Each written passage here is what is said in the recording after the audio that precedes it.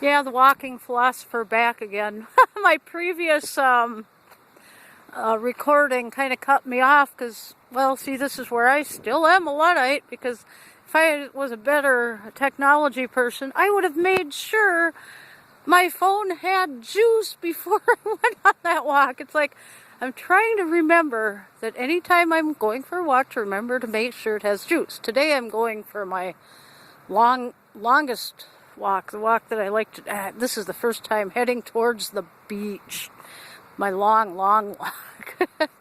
I will not only go to Lake of the Isles, but I go up it and over to my favorite beach. So someday you might see the walking philosopher if you head over towards Cedar Lake, because that's actually my favorite beach.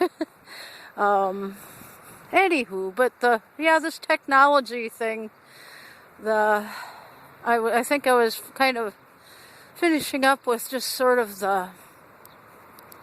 the things that I do, that I've learned how to do bit by bit, probably moves me closer, farther along on the scale between Luddite and techie. But still overall, I have a Luddite-ish attitude still.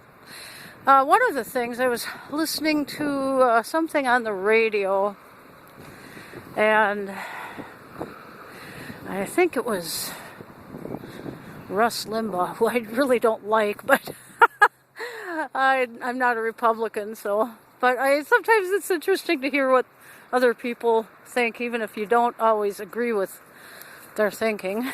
But he was talking about I guess a new pizza thing that they're trying to, where it's done by robots and stuff. And he said, oh yeah, he says, at least they won't have to worry about $15 an hour and paid sick time and stuff like that. So, I mean, he was like all excited about this new technological pizza thing that's being developed.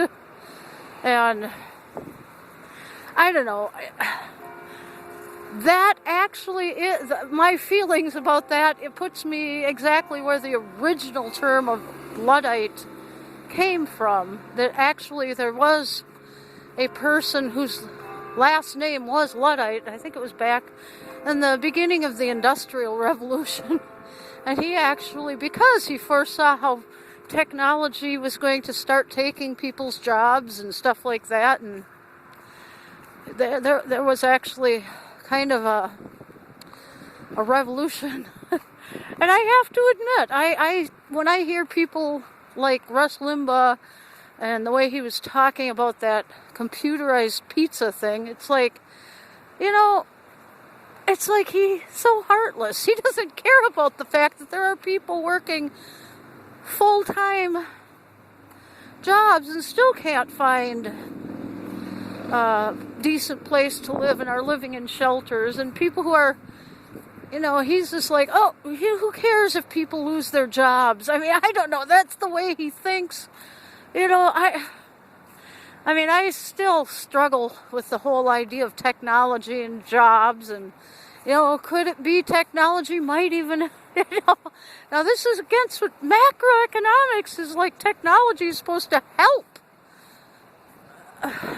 increase the GDP. Unfortunately, okay, maybe it helps certain segment of the population, but I still wonder if there isn't an aspect of where technology has cost certain people jobs. And, then it's not through the fault of the people that, lose their jobs because of some technological advancement. How do we deal with that? Because I don't like when people lose their jobs. And I don't know. So, I'm wondering about that connection between technology and poverty. If there isn't, and the